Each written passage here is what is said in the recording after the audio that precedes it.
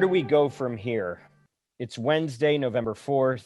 At this moment, we don't know who will be the next president of the United States. What we do know is that there was no repudiation in this election of the current administration, as many had forecasted. We also know that the pervasive uncertainty, outrage, and negative political polarization are unlikely to improve anytime soon. Our intention has been to make this our last episode until next year, but like everything else, that's now up in the air. One way or another, our purpose remains the same: to explore these divisions more deeply, understanding media's role in all of it, and how we can help preserve our democracy without destroying each other. Soon we'll be rolling out an initiative that takes these words we've been expressing on the podcast and mobilizes them into action. And more information is forthcoming on how you, as a leader in the private sector, can be involved in the healing that will need to take place in this country. We're fortunate on such a day as this to have a legendary name who is expert in all of these critical overlapping areas: media, advertising, and politics, Mr. Bob Garfield. Bob is the co-host of the Peabody Award-winning radio show On the Media on WNYC, winning the National Press Club's Arthur Rouse Award and an Arthur R. Murrow Award from the Radio Television Digital News Association for Investigative Journalism. A little more background on Bob. For 25 years, he wrote in an ad review column in Ad Age, and he's been a contributing editor of the Washington Post, USA Today, New York Times. He's written for a number of other very impressive venues. Bob is also the author of 6 books, and most recently, American Manifesto: Saving Democracy from Villains, Vandals, and Ourselves. Welcome to the show, Bob. We're thrilled to have you here. Well, first of all, Dan, thank you for having me. I appreciate this particular venue for reasons you understand, and which I think your audience will shortly understand. How am I doing? Yeah. Well, 2 things. First, there's the abject despair, rage, disappointment, and sense of betrayal that has bedeviled me for the last 4 years. And then, and none of which was erased since Election Day yet. Mm-hmm. The second thing is, I'm not sure if you're aware of it, but I am the oldest living American, and I simply have not gotten enough sleep. And you're in the catbird seat, because there is no telling what might come out of my mouth. Okay. I just don't have the energy to filter a thing, so I am really curious to see how this conversation goes. Me too. That's a good teaser. Thank you. I think we're going to get extra engagement for that that preface. So, look, let's imagine that I fell asleep 24 hours ago and I just woke up, and you're the first one I'm talking to. Can you describe the state of the union at this very moment that we're having this conversation? Well, there's, that's a really good question. There is a term, it's a little arcane in my world, and the term is mega fucked up who are fairly well. Okay. And that is the state of the democracy. It's the state of the society. It was, I would say, memorialized in the last 24 hours by an election which, as you noted, did not repudiate what has gone on in the last 4 years, the last lawless, insane, catastrophic 4 years. On the contrary, it showed a number of things. It showed that a very significant part of the electorate, exactly the same part of the electorate that voted 4 years ago, is still down with the authoritarianism, the creeping fascism, the lawlessness, the dishonesty, and the rest of the depravity of the Trump administration. So we've learned a great deal about who we are. What we've learned is that 4 years ago was not an aberration. It was actually rather a fairly good representation of an ongoing condition. And while it appears as we speak on Wednesday evening, 6 p.m. Eastern time, that Joe Biden will gather enough electoral votes to defeat Donald Trump, the fact is the popular vote was very, very similar, which means that while Trump may be getting his pink slip, Trumpism, is alive and well, and all of the polarization and pathology that comes with it. Hmm. So a lot of people have said today what you're saying, which is that it looks like when the votes are counted in the next, few hours of possibly days, it does look like it'll fall to Biden. Now the question is, what are the chances this thing doesn't end up getting decided in the courts? Um,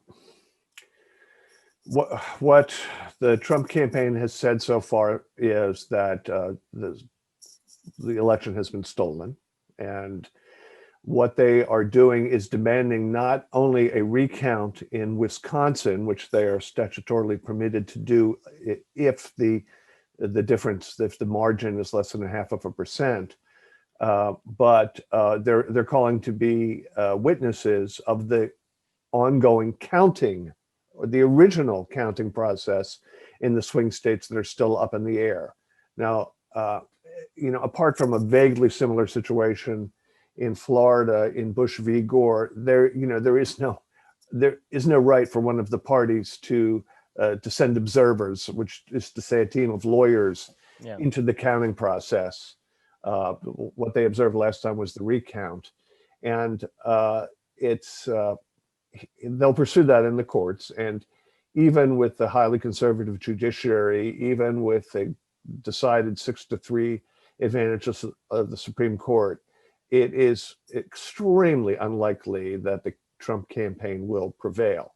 What is probably less unlikely is a lot of statements of executive power, of failing to recognize the outcome of the election, all of the things that the president has been foretelling for the last, say, 6 months.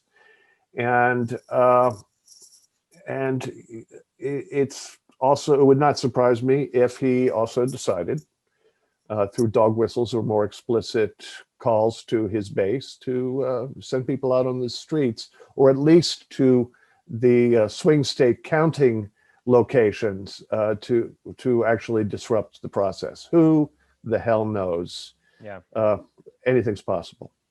Yeah. So you're not presuming that that the efforts that there may be for him to call into question the legitimacy of the results will succeed or fail at this point. We just don't have enough information yet, is what I'm hearing. We don't. We do know that from a legal point of view, his chances are scant, even with the most partisan judiciary. Even if he goes to his own appointees and tries to ratchet it up all the way to the Supreme Court, there just isn't the legal precedent, much less statute that permits him to interfere in the counting process. Okay, so just as we're kind of laying a framework for where the world is at, it sounds like Donald Trump staying president appears to be a long shot for the long haul, but the damage that may get inflicted before that is officially known is a great cause for consternation.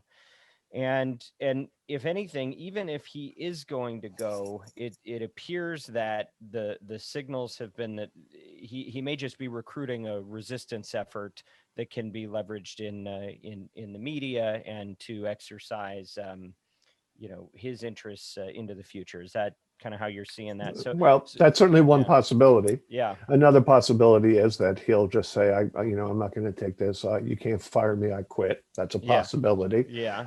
Another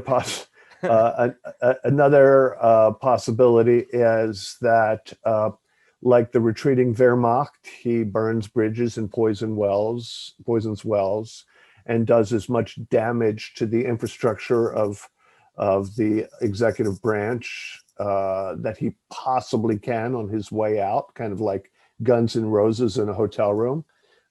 It's possible he'll pardon himself and who knows who else. It's possible he will try to set up a rump Republican Party that is the full expression of Trumpism, that turned MAGA into an actual, fascistic, or no, I won't say fascistic, I'll say an actual fascist army. That's possible along the lines of the brown shirts in Germany in the 30s.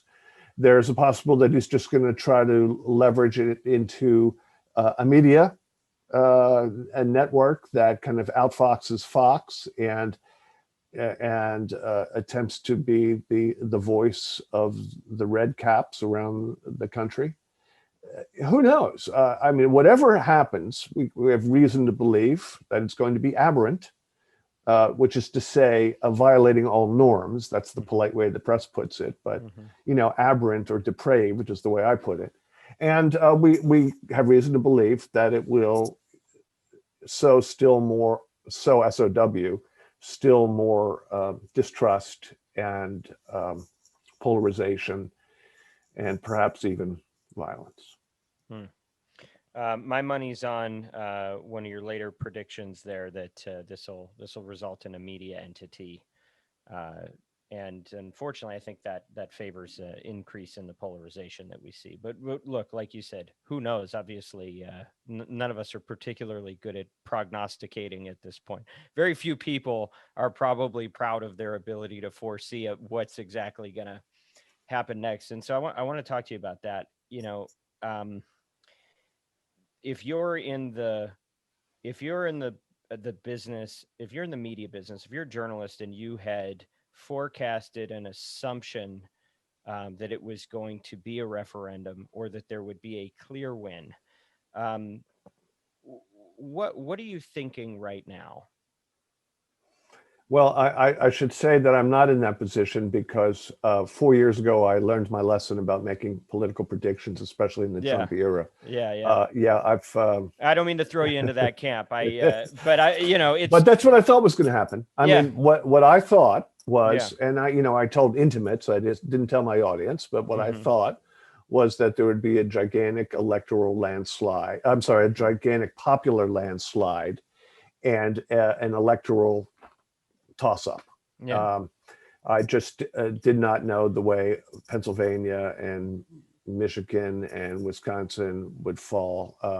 So we have, because of the Electoral College, because of the system that was designed not to give disproportionate political power to the most populous states, we are in a situation where there is disproportionate political power to the least populous states, and which tend to be the most conservative states. So we have this, we are in a circumstance where the attempt to create a more equitable system has enabled minority power in the White House and in the Senate. And it's even more pronounced in the state legislatures, which permits gerrymandering, which further aggravates the problem of disproportionate representation.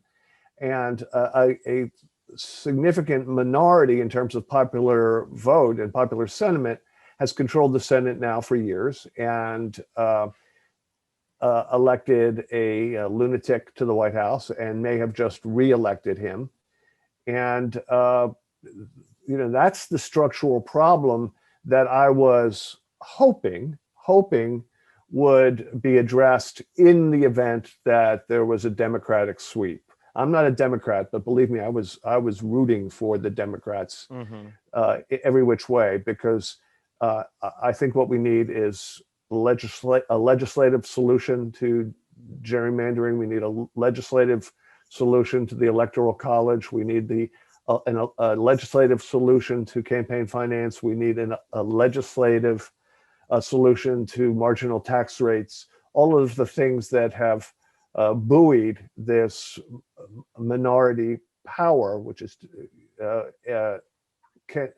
I could see them finally being dealt with in a systematic way. But that's not going to happen. I mean, that's something I will predict.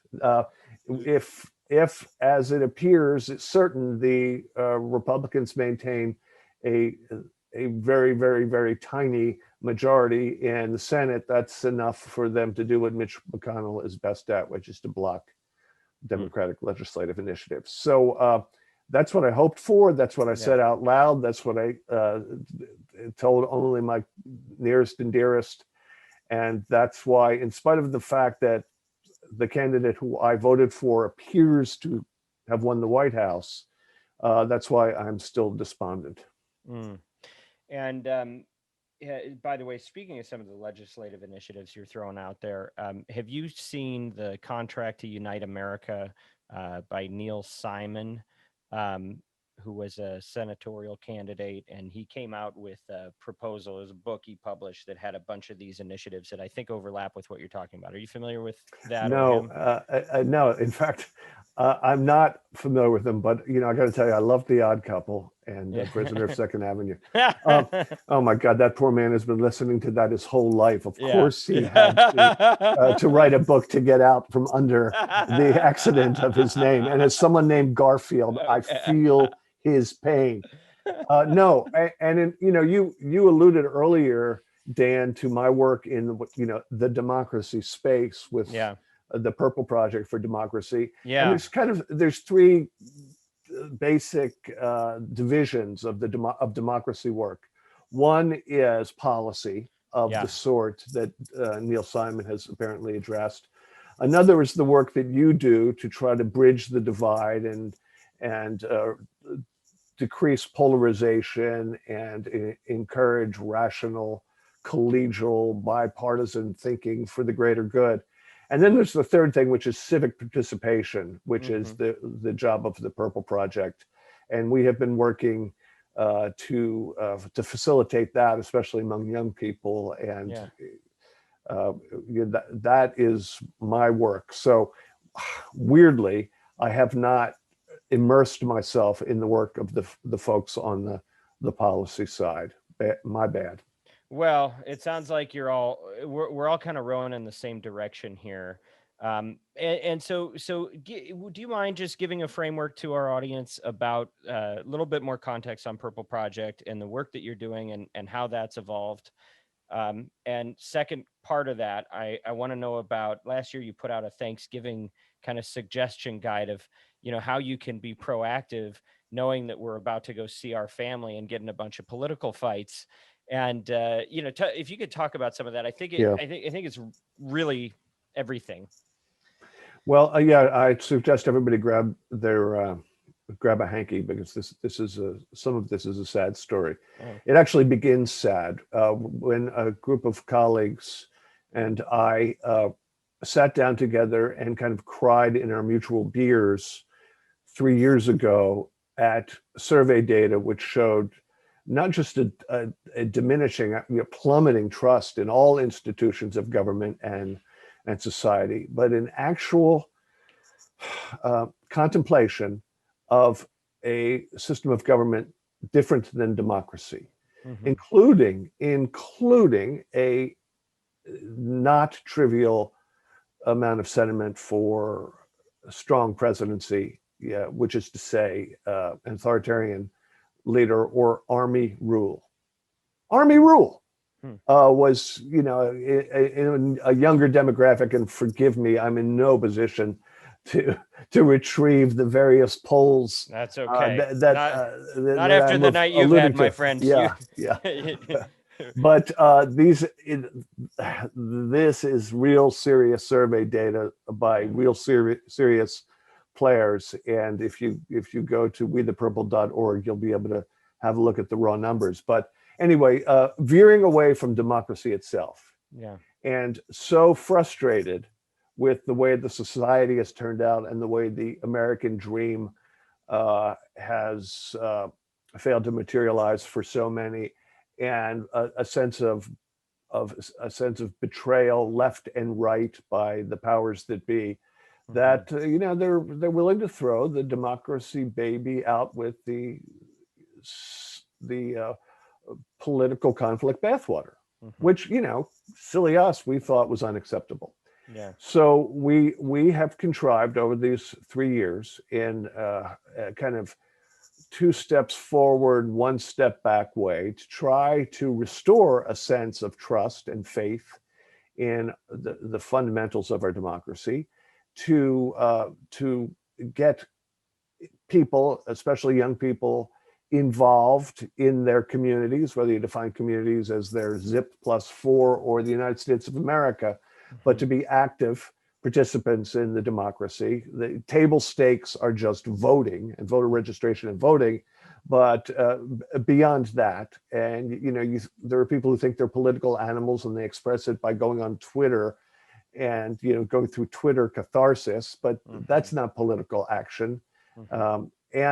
And so that was the idea, and we proceeded with very little resources, but with a lot of partners in sort of along the limestone edifices of Washington, D.C. We had a lot of very substantial partners representing the breadth of American society and the economy and racial diversity, everything else.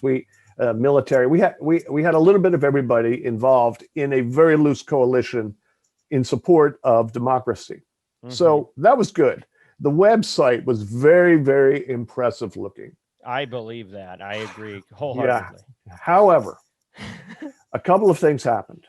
One thing happened is that people who nod and say, thumbs up, we're with you. Yeah. They're with you to allow you to use their names on your website, but that doesn't mean they act affirmatively to help sort of spread the seeds of democracy, Johnny Appleseed wise. Yeah. So there was that. And our partners we had their moral support, but that was about it. And since we had no money or resources apart from that of our coalition, and thanks to the fact that I am possibly, I can't prove this, but possibly the worst manager organizer in the history of 501c3s. And by the way, we are such a bad 501c3 that we're not even a 501c3. I couldn't even get it together to get nonprofit status because I get it. Yeah.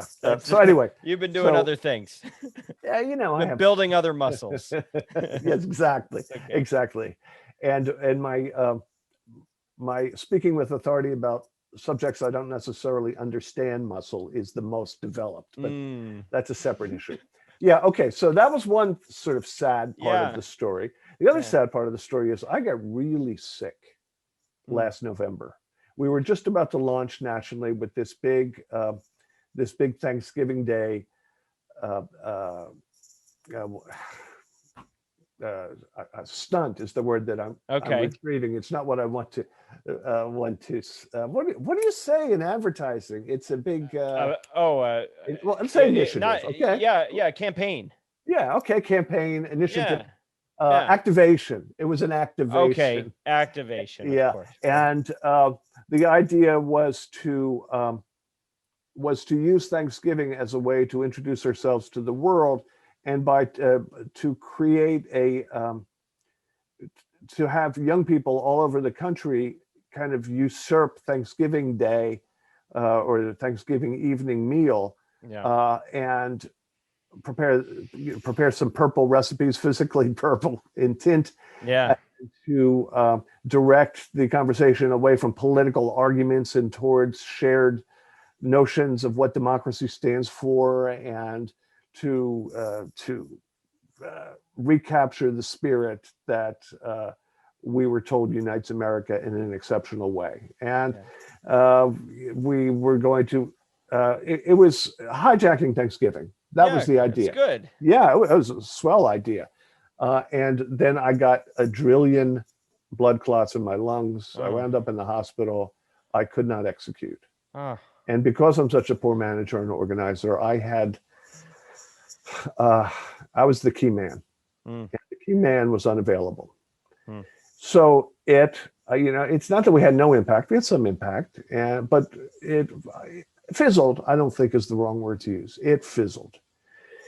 And so since then, we have pivoted towards an app, and we've constructed an app that will, if it becomes, as we fantasize, the default app for all college students and other young people who wish to have it on their phones to participate in your democracy. It will be AI powered. It will be geosensitive. It will be able to connect like-minded people. It will be able to direct them to the democracy space organizations with which they might be most aligned. It will help them vote and get others to register to vote. It'll do all that stuff. It'll be on everybody's phone all the time. It's the Purple app. And our secondary plan, our big pivot, was to have that in every college student's cell phone this fall. Gee, then what happened? Oh, I know, COVID.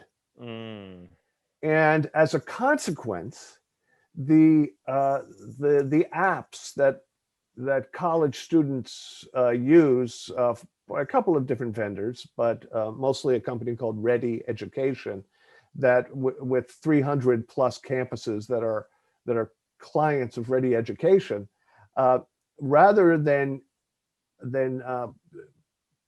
having people download the Purple app in addition to their ordinary Ready Education, University of Alabama at Birmingham, say, version, every university was totally redirected their efforts just towards trying to make college life work in some way, shape, or form. Yeah. So democracy became completely expendable. The app developers were heads down on trying to adapt to this unprecedented situation where campuses were closed down, but education went on, and so forth and so on. So first my illness, then the world's illness. Yeah. So all of which is to say that we are not dead. We are still going to launch this app. Good. If we've learned anything in the last 24 hours, it's that democracy in America is still in some significant trouble, that polarization is still a great problem. And we are in no way giving up, but we have had, I hope you're dabbing your eyes with those hankies, because we have had our challenges. I cry on the inside, actually. But no, I mean, I can tell you, just as we've been doing some work behind the scenes, and, we haven't announced anything yet. We're getting dangerously close now.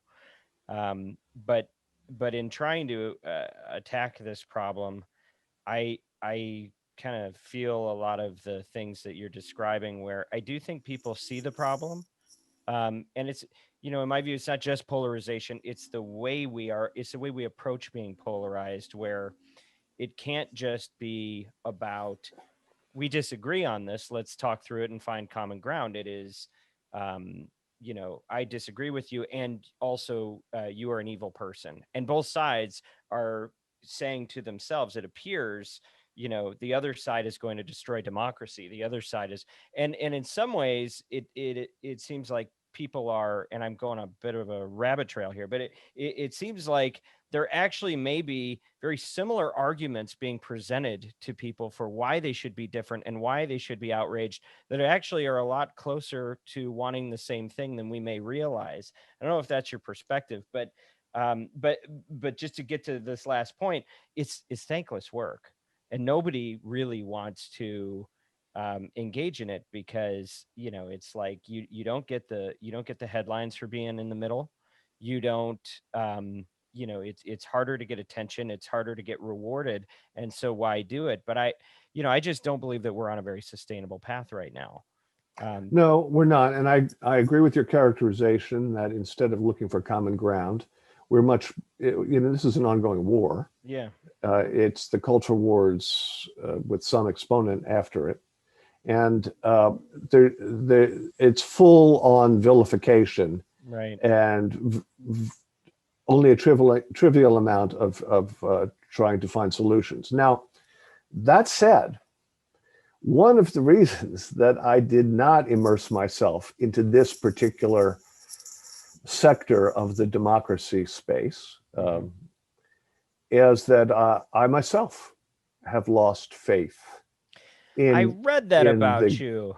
The goal, yeah. On a personal level, and this is a difficult confession for a journalist to make.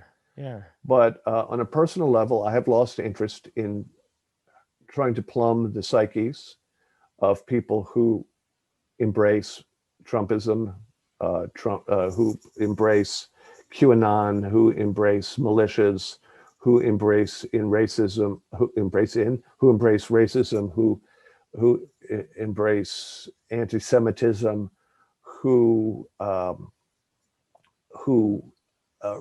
propound bizarre hoaxes, and I am. I have no interest. I've lost the interest in trying to find out what is the cause of their particular grievance. Now, journalistically, as an author, I have explored the causes of it. Yeah. As you know, I wrote a book called American Manifesto, which you mentioned, which does try to understand how we got into the place that we got. I believe it was actually inevitable. I certainly don't believe it's a creation of Donald Trump.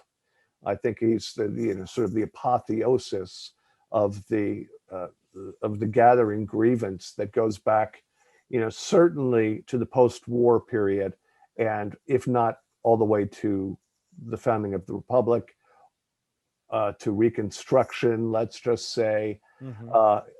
It's all been there and it's been building. And I think you can make a very strong argument, I think I did, that it led inevitably to where we are. I think the one thing that people on both sides of the political divide have is they feel betrayed by their country. On the right, they feel that their values and their sense of hegemony has been threatened by a change in the population, by economic disappointment, and by decades of Supreme Court decisions, which in memorializing the Bill of Rights into specific anti-discrimination laws and separation of church and state rulings and so on, have, from their perspective, trodden upon their values and their way of life. They feel like they have lost ground. Rather than having achieved the American dream, they believe it has been pulled out from under them. And that is not nothing. On the left, there's the feeling that we are so hostages to unregulated capitalism run rampant, that we are so owned by banks and Wall Street, and that the economic injustice is so bizarrely rampant that the American dream was taken from us too, that the system simply hasn't worked, that there are the rich and the ultra rich, and then there's the great 99% everybody else, and that it is the core of some of the great injustices of the 20th and 21st century. So they both feel like both sides feel like they've been betrayed.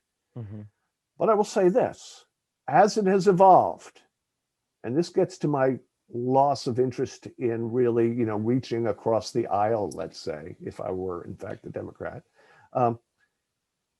the left, God bless them, do operate from data, from empirical evidence, from historical fact, from law. They're tethered to reality. And the political right, increasingly over the last 4 years, has, let's forget about selling out all the core principles of the Republican Party. Let's just put that aside. They have grasped at lies, at crimes, at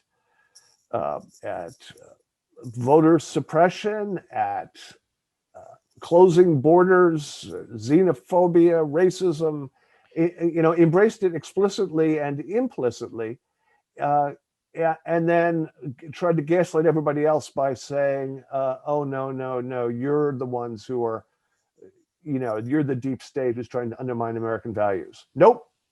The president's 30,000 lies since he's been in office are documented lies. It's not somebody's opinion. Yeah. Some things are objectively true or not.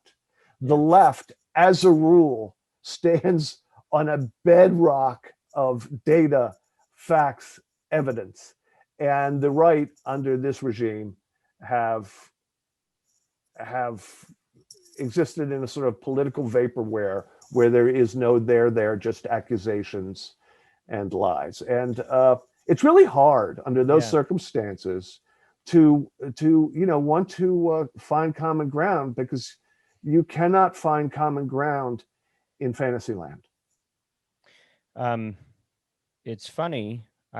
Our guest last week was Newt Gingrich, and Hmm. he said something very similar to me, but Yeah, from a very and different just in perspective, case right? it weren't entirely clear, he was Trump before there was Trump, Right. and I think he is a monster, and I'm going to say that again because I just don't want there to be any Yeah. room for misunderstanding. I Yeah. think he is a monster. He is the genius who figured out how a minority can gain power and hold sway over the majority based on culture wars, on lies, and abuse of power. Yeah. And don't even get me started on the hypocrisy. But he is a bad guy, and there is not one single thing that comes out of his mouth that I believe is worth paying attention to. And so, God bless you for trying to get representation of all viewpoints on your program. But there's one guy I would not sit down with at a table for two. Well, so listen, I want to stay on this point because it may be the most important thing we talk about, because I kind of think this is a microcosm of everything, right? Which is I'm hearing you saying that maybe I don't want to put words in your mouth, but almost that there's a line that you can cross whereupon you are, in your view, irredeemable, or at least it's pearls to swine in terms of even trying to engage. And and I want to let you speak to whether or not that's a fair characterization. But if there is a line, I don't know if you draw that line at everybody that voted for Donald Trump, or is it something deeper than that? At what point does somebody get to a place where you say, "I got nothing to say to you"? Well, it's a fool's errand to try to figure out where the line is, right? Okay. And I certainly don't believe anybody should be judged by their worst day or their worst 20 days on earth. Okay. We all live broad and deep lives, and we have our flaws and our frailties and our peccadillos. We have our good points and our bad points. But if we're going to try to get a rough idea of where the line is, kind of like on an NFL game where they have the unofficial first down. Yeah. It's when you divert from objective truth and objective facts in order to validate yourself. And if you go, if you hang on to Fox News or Donald Trump's Twitter, and you see easily documentable or debunkable assertions, and you see them debunked, and if you nonetheless ignore that because what is said conforms with your worldview, there is no point in us having a conversation, because you have shown yourself to be immune from reason.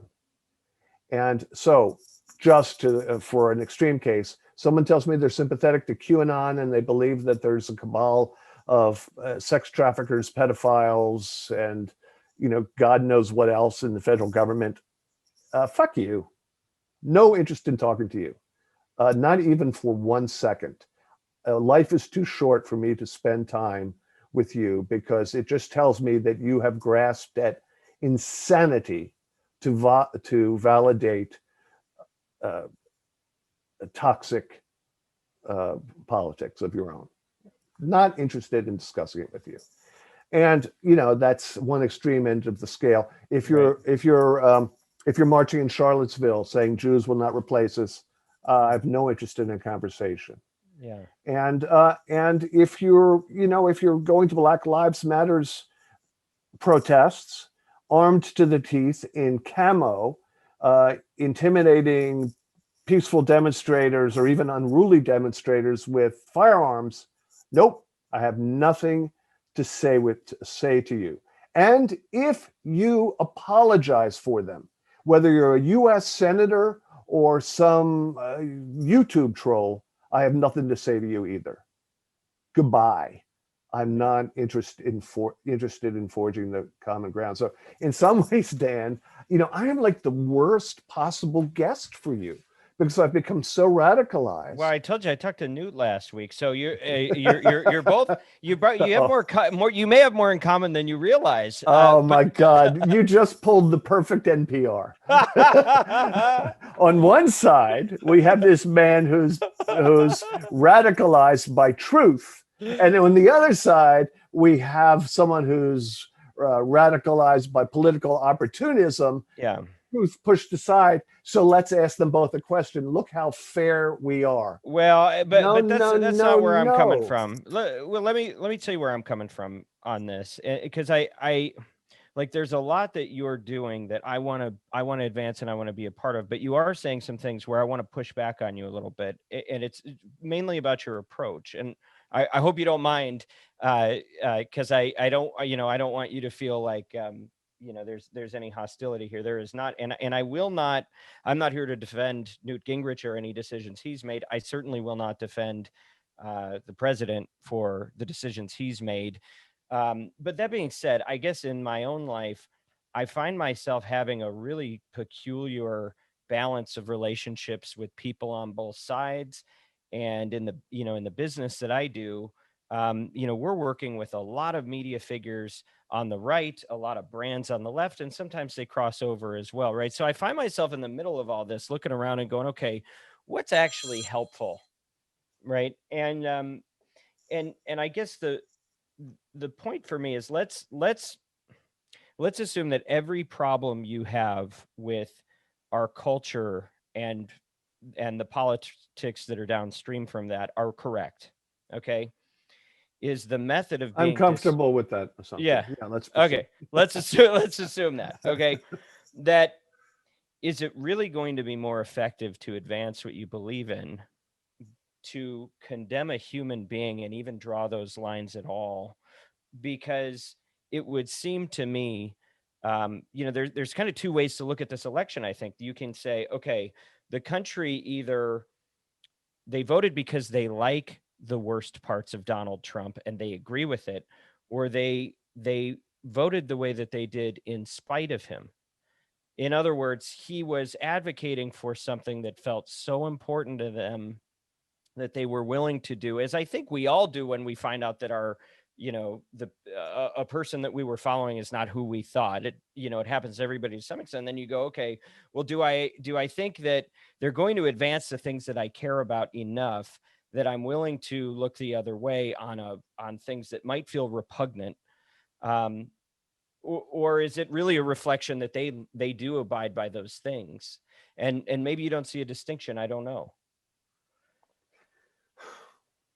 Look, I'm not going to vilify 100 million Americans.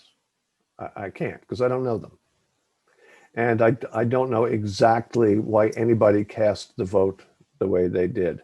Right. But the key word in your question to me was repugnant. Mm-hmm. And if you do something, if you affirmatively act in a way that excuses something that you deem repugnant, mm-hmm.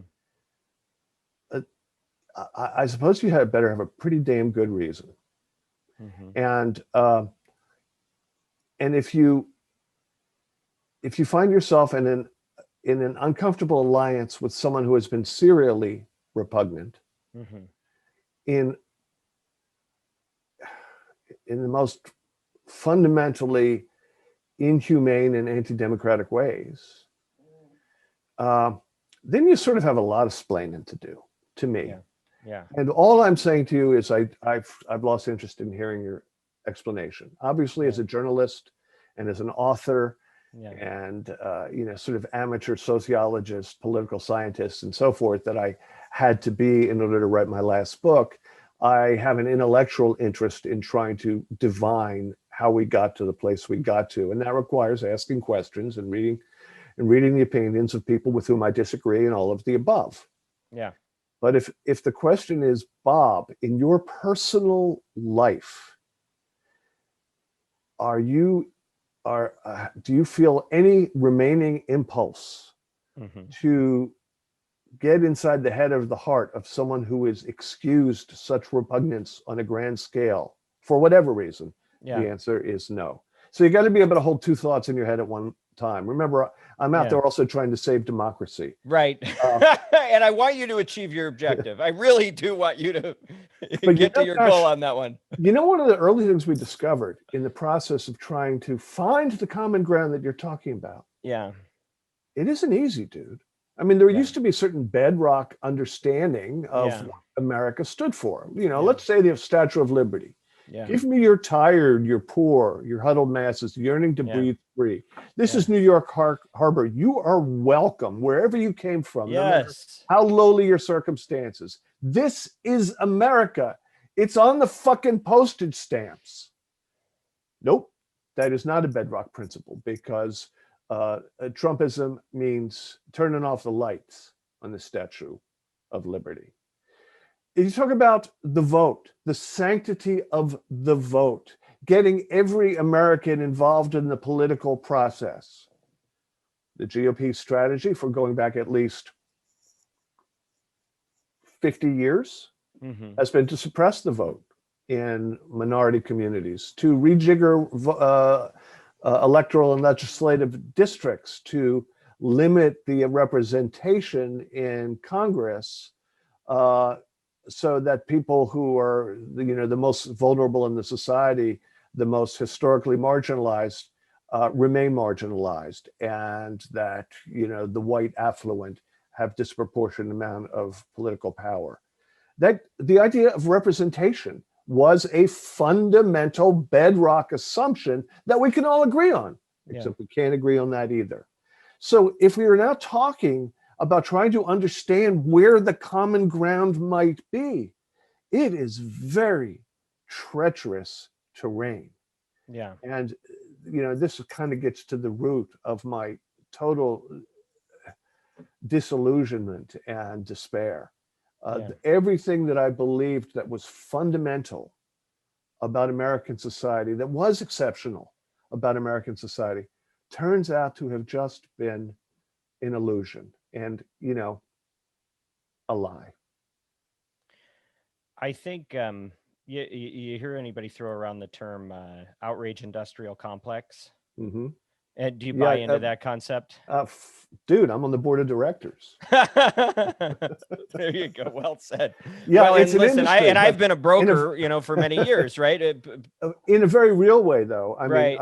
mean, I am obviously filled with rage, but actually, when you talk about the outrage industrial complex, what you're really talking about is the great right-wing media sphere. Fox News at the heart of it, which has monetized grievance, monetized rage, monetized all of those feelings I was referring to earlier about having been betrayed by the culture and the government and by the courts, and having lost your literally your majority status, because now whites are outnumbered by minorities in this country, by losing your political power such that you had it, by having your faith challenged by judges in black robes, by being forced to affirmatively act to limit desegregation, by having your elections monitored by the federal government, which they were until 3 years ago, to make sure that states are not actively trying to suppress the vote. All of these things are slaps in the face. Yeah. No prayer in the schools, slap in the face. Roe v. Wade, slap in the face. Gays in the military, slap in the face. They're building a mosque down by the middle school, slap in the face. Is that a U.S. Congresswoman wearing a scarf on her head? Boom, boom, boom. That kind of grievance is easy to monetize, which is why Fox News Channel, which is nothing more than a public propaganda tool for the hard right, which has virtually no has only a trivial amount of actual journalism going on. That's why it is the most profitable media organization in the history of the planet. It has made a killing on the the pent up rage of mostly white people, uh, mostly not in urban areas. Okay. So when you have these observations, do you stop and go, "Hey, wait a minute. What are we bringing to the party on the other side of that? What are we contributing to this? Is there accountability that is commensurate on both sides, or do you really believe it's a one-way street?" I believe that the left has a lot to answer for. And I particularly believe that there's a lot to Right. answer for in the construction of an economy so rigged for the super wealthy and for a corporate world that is so insanely unregulated. You know, the law and order is the first thing out of the mouth for the political right, but they don't believe in it when the culprits are wearing Brooks Brothers suits, Mhm. right? Mhm. And so you know, the left has enabled that because they've been bought and paid for by the powers that be, just the same as the political right has, including the NRA, by the way. Yeah. The National Rifle Yeah. Association has been an equal opportunity briber of U.S. legislators and have been for decades. So, as I say, the left has a lot to answer for. Yeah. But I would say the Democratic project, that is to say, the capital D Democratic project, at least in the post-war period, has been to fulfill the promise not only of the Bill of Rights but the freaking Magna Carta. Mhm. In like other liberal democracies around the world, to make sure that they institutionalize a society that has as rule one equity for everybody: one person, one vote, equal opportunity, economically, in terms of health and dwelling and the ability to go down the street in a hoodie without being shot to death by the police. Uh, all of the above. Glass ceilings. We still don't have an equal rights amendment in this country. What? So the Democratic project, looked at broadly, has been to institutionalize liberal democracy, to secure individual rights while also making sure that every human being is equally recognized by the government and the society. And you know, it's hard for me to find fault with that. And in support of the opposite political view, when we now see an entire party that has reduced itself to accepting lies, unlawfulness, abuse of the Constitution, abuse of the separation of powers, abuse of everything from the Emoluments Act to the Hatch Act to the separation to the respect for congressional authority, to treaties, to popular will, to you name it. So even if you agree that the sides have their political worldviews that are each valid, and as a baseline, let's say, yeah, that's, obviously politics is about people having their own viewpoint and Right. trying to sort it all out. Over the last decades, the right has perched itself on decreasingly supportable arguments, on lies, on myths, on hoaxes, on false reading of history, on propaganda. And the left, by and large, is tethered to facts and empirical evidence and reality itself. And it has become so exaggerated, almost cartoonish, that people like me just, throw up our hands and say we can't reach out to both sides because one side is living in a really, really, really dark fantasy world, and the other side is the victim of propaganda and lies and assault on truth. Well, That's where and I am. Yeah, well, and so that's where I'm gonna that's the point at which I'm gonna disagree with you in that I don't think that either side is in the right now is my personal position. Now, as far as the work that I'm trying to do, we're trying to do, um, what we're trying to drive toward is people that sponsor media that I do believe has an impact on culture. I want them to be more mindful about what they're sponsoring, but I don't approach it, and I don't recommend that they approach it from a standpoint of one side is right and the other side is wrong, because even if it's true, um, does anybody change when they are accused or they're told that there's something that maybe that's part of what they are, maybe that's a slice of the pie, maybe it's the primary slice of the pie, but they don't know it or feel that way, and to make it really stupid, simple, I would just say, like, you catch more flies with honey than vinegar, right? And I think that at some point on both sides, somebody's got to lay their weapon down and go, you know what? I don't understand why you're this way, but I'm going to treat you well no matter what you believe. I'm going to actually act charitably no matter what you believe. Because until somebody makes the first move on that, both sides are going to keep their weapons drawn. Nobody's going to hear anything. So anything you're saying that is absolutely correct, if I am in 100% agreement with what you think is broken in the way that people are doing business, you cannot get that message heard by anybody unless they feel heard by you. So who's going to be the first one to hear? Okay, I hear what you say, and obviously the sentiment is lovely. Um, it's a little Be kumbaya. mindful. This is where Newt told me I was living in a fantasy land. Let's Well, see I if you think agree with your friend. there's one time I agree with Newt Gingrich because Uh-huh. well, since you're particularly interested in this Yeah. is the nexus between media and Yeah. marketing, Yeah. marketeurs. Yeah. Let me say that I have a slightly different read on the situation. Okay. My read on the situation is that everyone who is paying Rupert Murdoch to Yeah. air Tucker Carlson, Yeah. demagogue, Sean Hannity, demagogue, Laura Ingraham, demagogue, Fox and Friends, a panel of demagogues, Judge, whatever her name is, the whole clown car of lies and hatred.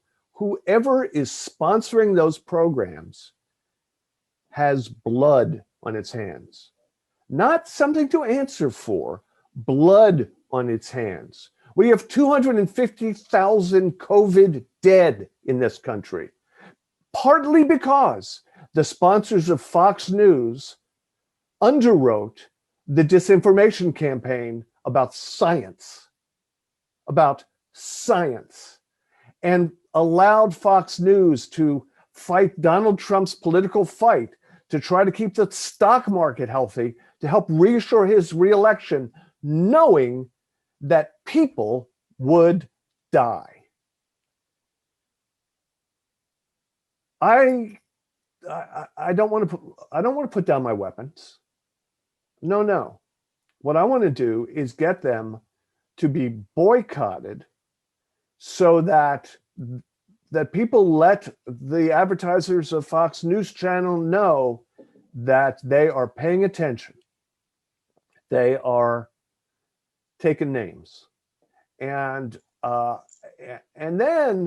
then we can have, if that takes place, and people are held accountable for where they spend their advertising dollars, maybe that is a better way to adjust the status quo than to fantasize about uh,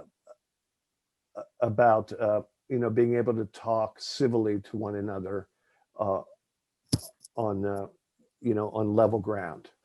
And as you know, in my book, I call for that very thing: a boycott of Fox News Channel by anybody who has any sense of personal responsibility and a sense of justice and fairness and truth.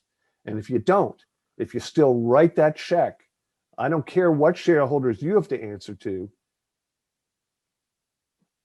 the toll is in blood. Well, and look, I think the most attractive thing for all of us is to find a way to understand all of this and to simplify. When I've been in the middle of this on a number of occasions, and I'm not talking about Fox, but we work with a lot of personalities, over 1,000 podcasters, right? And all kinds of different personalities. Somebody says something, somebody's got an approach that is probably very representative of what you're describing. Um, and then they get called out for it. Well, what I see happen is when they come with the boycott, when there's a boycott, what the talent does and what the network does generally is they hunker down. And then they have a narrative that sounds maybe similar to yours about what you're trying to do to our our free speech and our right to engage in discourse and express our views in this country, and why do you want to censor me? What ends up happening is nobody's listening, and if you shame them publicly, they just dig in harder. Versus if you get Mhm. on the phone with them, and I've experienced this, if you actually talk to them and bring them the reality, the human reality of the words that they chose, and how that affects people, how that makes people that feel. I've found that there is potential for real receptivity to start to lower the volume and to just think a little bit different. I have seen people change their views in the way that they talk about things, not because they were approached with shame and accusation, but because somebody came alongside them and said, "Hey, look, you can do better than this. You don't have to do You it can't this do way." that, Dan, with Sean Hannity and Tucker Carlson, who have literally enriched themselves by suckling the teat of the outrage industrial complex. This is their identity. It is their livelihood. It is their fame. It is their political influence. And you call Tucker Carlson and say, you really want to word it that way, that Iraqis are what I forget the term that he used, but you know, jungle animals or some such thing. Is that really how you want to phrase it? And then, so that's the first thing. I think what you've Sure, described is impossible, at least with sure, respect to Fox sure. and the darkest fringes of the right wing sphere. The Well, second, and by the way, I don't presume that that there's any magic wand yeah, that just I suddenly makes understand. this go away. But can you gain yards? Can you move the needle in a more effective way? Is really the question. And it's a legitimate question. My, I think history has told us that the answer is no. Fox is not getting uh, uh, more chastened. It's getting more outrageous. It's not getting poorer. It's getting richer. It is influencing the electorate in obviously toxic ways. And here's the thing: when advertisers, when someone does something that's so egregious that Yeah, they go on one of these unplanned vacations, and advertisers pull money because this does not represent our values and all that yeah, yeah, yeah. boilerplate bullshit. Yep. They generally don't pull their money from Fox. It just No, gets they move shuffled it around. around, and it's Yeah. yep, Yeah, completely. so they launder it with other slightly less offensive programs, and Right, they look like they've reacted for their public, but they haven't. right. So, not to put too fine a point on it, uh, they're pimps, Yeah, and until they chasten their behavior, and until there are consequences, they're going to keep doing it because it feeds their own bottom line. It's cynicism. It's corporate cynicism. But again, uh, there is a toll in human blood, and I understand that boycotts historically are often not effective because everybody, with some politically correct grievance about some such thing, is ready to boycott anyone for sometimes the most remote perceived sin. But boycotts historically have occasionally been extremely successful. What comes jumping to mind is South Africa, which surrendered its apartheid state because of international pressure. There have been boycotts of Nike that were immediately successful, and Apple, yeah. and it's not a long list, but it's an impressive one. And I think the time has come for I think time has come for the advertisers of the Fox News Channel and other outposts in the right-wing propaganda sphere to be held accountable for what they're sponsoring. Well, And, and I I hope think it that, happens. well, I think that there is a movement to have a kind of more mindful approach to where sponsors put their dollars. I think that the world is moving that way. You know, we are now moving into a partnership with somebody who was on the show earlier, Ad Fontes Media. They make the media bias chart. Have you seen that one? No, I have not. It's pretty cool. So you just look at Media Bias chart, you'll see, probably 150 different publications, but y-axis, x-axis, left to right, where does it come down positionally? And they try to get somebody who is on the right, on the left, and in the center doing as objective an analysis as they can. And then top to bottom, it is reliability and also what they call expression, what I would probably call civility. You know, how reasonable are their arguments, or is it just flame throwing, right? Is it just gaslighting? And so I think we are seeing a trend toward that, and for our efforts, we want advertisers to be more open, have their eyes more open to where their dollars are going and what the consequences of those are. And so I'm with you on that. I think where I just feel less aligned is the notion that it helps to call them out and shame them and to say, it's this way or it's that way. I just want to make it more of an invitation for all of us to try to do better, because I think people see a problem on both sides. And where I get my mind blown just as a human being is when I look at somebody that is flat out voting for Donald Trump and somebody that is flat out Biden or anybody but Trump. Okay. And I see that they might, treat people in their sphere of influence, their families, their children, their coworkers, their friends. When I see them as on both sides, and I go, I think they're really good people in the way that they live their lives. I'd like to be more like them in their personal lives and the way that they do things. And yet somehow they fundamentally disagree on this issue. I start to think it's really not about, good versus evil in the way that it might appear sometimes. There might be more to it. And I hope that, Or maybe, Yeah. Dan, evil is just a little more complicated. John Demjanjuk, the death camp guard who was finally prosecuted in his 90s for being a war criminal, was quite a family man. He was a contributor to his society, I think in Cleveland, to his community in Cleveland. He was well liked by his neighbors. He was beloved by his family, and he was a fucking war criminal. He finally. So I guess the question is, because somebody's a nice guy and is in the Rotary and is pleasant to be around, that is not the only part of the calculus. And I invite you to be a little more gimlet-eyed in what constitutes lovely people. There are lovely people on both sides. Yeah, maybe you met them at a barbecue and they seem great, but now they're calling for Jews not to replace us. I have trouble to. Well, I'm not. I guess. Listen, Bob, that's an excellent, powerful point you're making.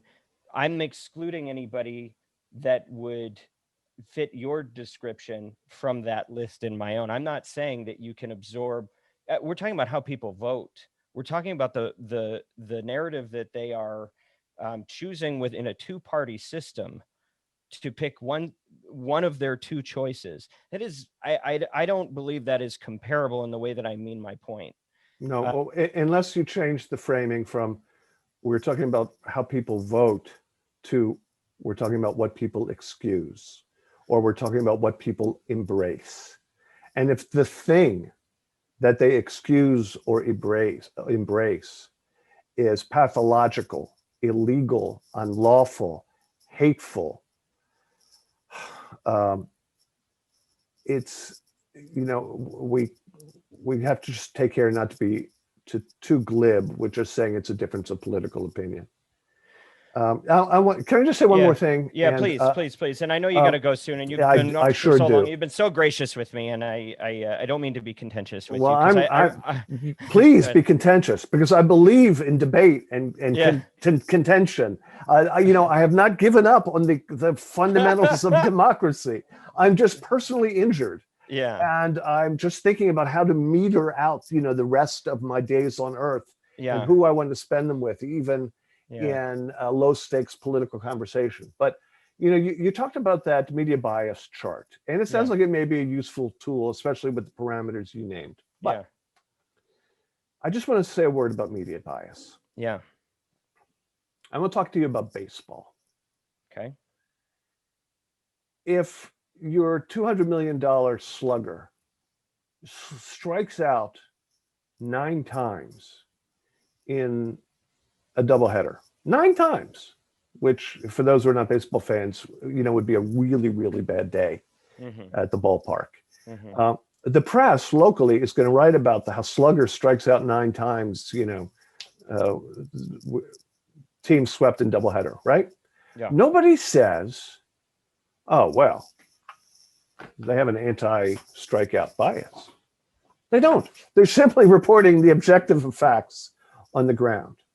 Now imagine a circumstance where before that event happened, some political party spent 25 years saying, these people, they've got an anti-strikeout bias. You just watch. And, eventually people strike out and they write about it. The political party says, see, this is the way these people are. And what, I'm sorry. No, it's okay.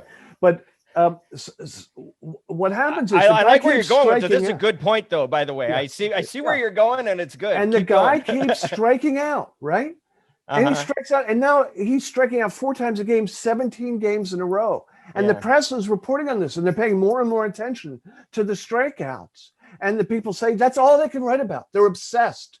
They've got strikeout derangement syndrome. Dude, that is not bias. It's journalism. It's observation. It's reporting on objective fact. What has happened during the course of the last decades, but especially the last 4 years, is the press's job is to find anomalies, and to find excesses, and to find betrayals, and to find bad government, and to find crimes, and then they report on them. Now, if you have someone who's going up there and striking out time after time after time after time, and you're reporting it, it's not because you're biased. It's because that fucker keeps striking out. You're simply doing your job, and that is what's happened.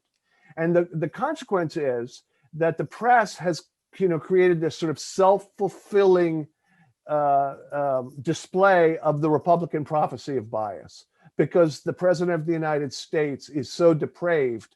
By merely doing their jobs, they seem to be validating the claims of bias that were never true. Now, the press, journalists, by and large, are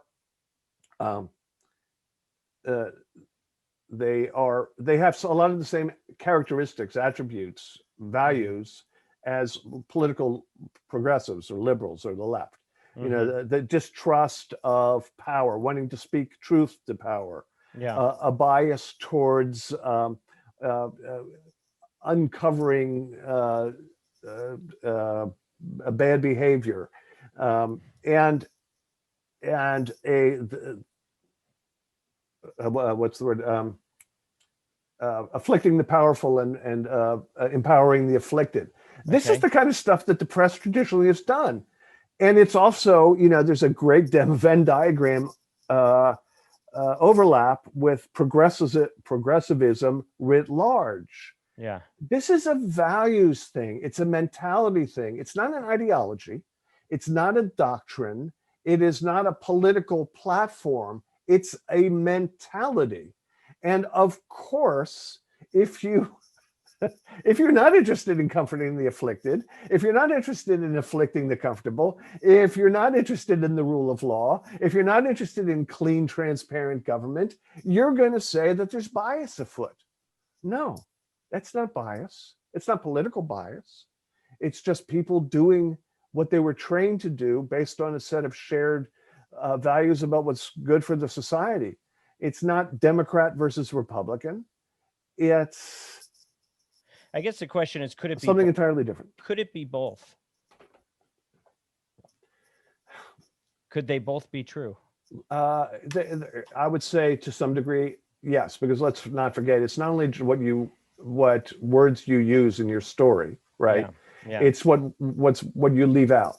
Yeah. And we are all by our nature biased in one way or another. Now I will tell you that in journalism there are major biases, but the major ones that afflict the industry, and believe me, I make a living finding fault with the mass media. That's what puts food on my table. Talk about the outrage industrial complex. That's what I do. I read the New York Times looking for what to point at and say, ha, gotcha. But the great biases of the press are towards audience, towards conventional wisdom, towards easily explained, towards that's how we've always done it, and towards being first, even if it's with the least. Yeah. And these are the things that create terrible journalism day after day after day, again and again and again. The bias towards audience and ratings, for example, helped prop up the Trump candidacy from the beginning by giving him a $500 billion worth of free publicity. Yeah. And that was a bias, and that's real and demonstrable. The political bias, to the extent that it exists, is not the media's biggest bugaboo from my perspective.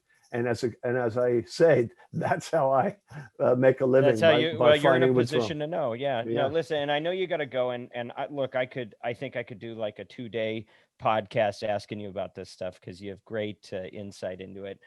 My last question, if you don't mind. Sure. Everybody is trying to figure out, what the hell do we do now, right? And let's assume we don't have much sway over the things that happen in the courts or with the election, but we all have to figure out how to respond to it. And how do we depolarize? How do we support democracy? What advice do you have for those of us that work somewhere in the media ecosystem so that we can be part of the solution? A few things. The first is, I would say, don't entirely turn off Fox News Channel. Check it out every now and then just to know what's going on there. Okay.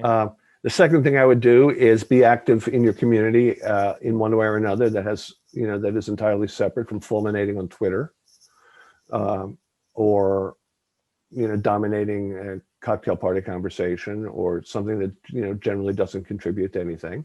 Mm-hmm.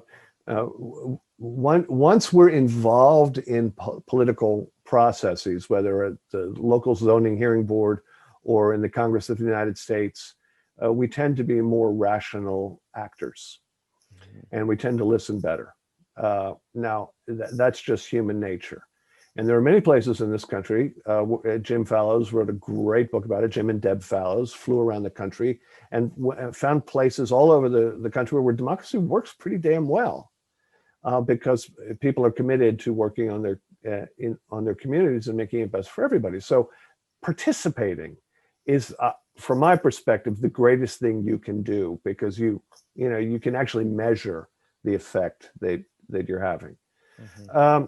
The second thing I would say is we hold public figures and celebrities up to a certain set of standards, and we tend to fall in love with actors and athletes, and then invariably we're disappointed, and we're pretty good at dropping them like a hot potato once they've disappointed us in some way. Mm-hmm. We don't seem to do that with our politicians. And I would say, if you hold your political leaders to approximately the same standards of conduct that you hold your boss, or your employee, or the folks who you tend to sit next to in church, or your neighbors. If that is the bare threshold of what we will accept from our politician, we'll go a long way.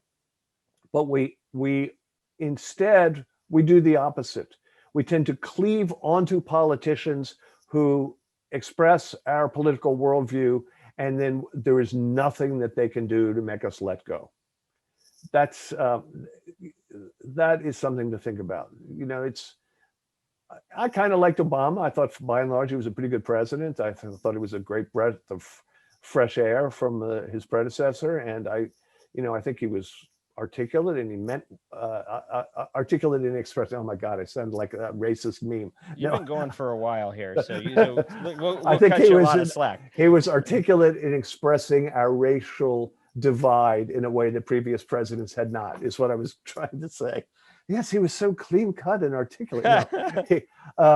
And I think from a policy perspective, he generally did a good job. I have some major issues with him on transparency. I have major issues with him on how he prosecuted the drone war overseas without due process. He didn't empty Guantanamo. There are a lot of things that he didn't do for which, I'm disappointed. But I liked him, but I didn't fall in love with him. And I was prepared at any moment to separate myself from him, and if he disappointed me, and which I often did on our show, on the media. We often took issue with something that he or his administration did, prosecuting journalists on national security matters. It's not a bad practice. Hold your leaders to standards no more lenient than you would hold your next door neighbor. And I think that will help bring things into focus, and I think be some inoculation against finding yourself at some point in your life following a parade of brown shirts into a path to perdition. Well, and I am in support of your advice there. That is good stuff, Bob. You have been very gracious and very generous, knowing the kind of day you've had. And I think the country is emotional today and exhausted, and you are probably at the height of that just because of the work that you do. But I genuinely thank you, and I hope we can continue the conversation over time. Well, I certainly hope so, and I appreciate your patience with me in my agitation and distress. You're lucky as an interviewer because you caught me not only filterless, but sort of at my wit's end. And that's a great position to be in when you're asking the questions. Well, when nobody's giving it straight, I get bored after a while. So I'm glad you brought the thunder. So anyway, thank you. I really hope it's to be continued. And thanks for the work that you're doing with the Purple Project and everything else. Is there anywhere that people, you would direct people to follow you or to get involved in the work that's most important to you? Well, I think a good place to start would be the URL, which is barely attended at the moment, but will once again it's coming, be quite and there's robust. An app coming. Yeah, right.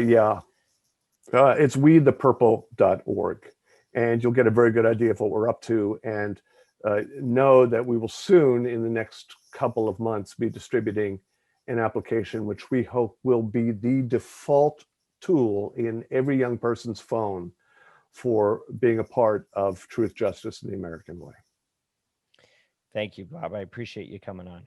Thank you, Dan. Be well. Bye. This show is dedicated to the notion of e pluribus unum, out of the many, one. We believe that we can work through our differences without deepening divides, and we value welcoming perspectives that are different from our own. Thank you for joining us as we embark on the long road to national recovery and sustainable discourse. As I mentioned earlier, we will be sharing more with you in the coming weeks so that we can put our words into action and de-escalate some of these tensions through the collective efforts of the members of the media, marketing, and brand community. So stick close. As always, if you found this show helpful, please subscribe to us on iTunes, Spotify, or wherever you like to listen. And please visit oxfordroad.com to subscribe to The Influencer, our weekly newsletter. Special thanks to Bianca, Kyle, Jennifer, and the team at WIT for making this happen. We have a republic. Let's try to keep it.